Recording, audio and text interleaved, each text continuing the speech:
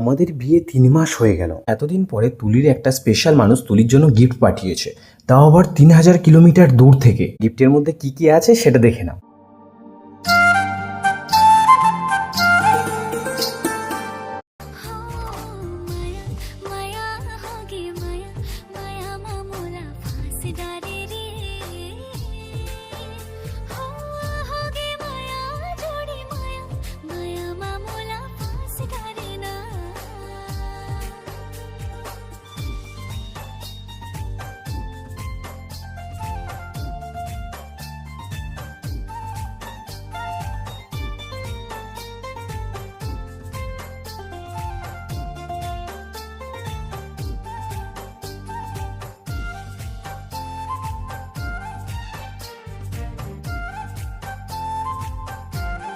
গিফটগুলো কেমন লাগলো সেটা কিন্তু কমেন্ট করে অবশ্যই জানিও।